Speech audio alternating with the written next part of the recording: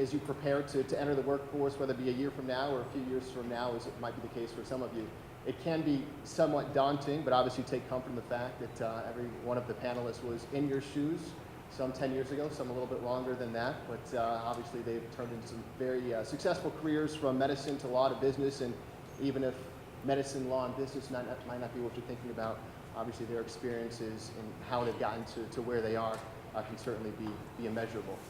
Well, they had a lot of great things to say, and when you become a senior at Albany, it becomes a stressful time looking for a job, and it's just good to hear that, it's like being an athlete here gives you a lot of resources and networks to be able to, look for opportunities. You can have all the advice for filling out a CV and all that jazz, but when somebody sees that you're an athlete, there's not too many people that don't get it, how much time you have to dedicate. Weights, class, homework, studying. People get that. People know that. And it comes across the table very, very simply and very, very clear. And people understand that you're an individual that knows how to dedicate yourself from social life to work to athletics.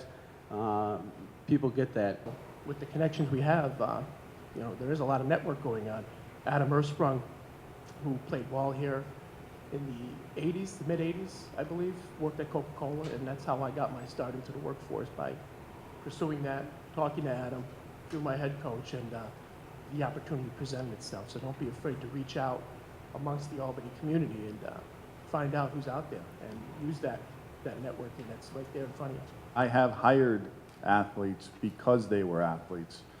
And someone mentioned it, I'm not sure, but I've gotten a call from a coach, and all of a sudden that person who I wouldn't even interview, I wouldn't be interviewing people for any of these jobs, and the next day they're in my office, and the next day they're hired, not just because they were an athlete and the coach asked me to hire them, but there was a quality in athletes, that dedication, that passion, that makes me as an employer want them on my team. Everybody, I think, is kind of scared right now. This economy, it's kind of a scary economy, and these kids, they're scared. They know they're getting out there, and sports is going to be over for them soon, and it's time to find a career and a job.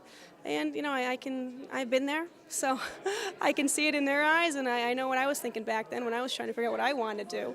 And it's just good that we'll be able to be here and help them out again. Any chance that you can, you should really interview, because I think the more that you interview, the better you get at it.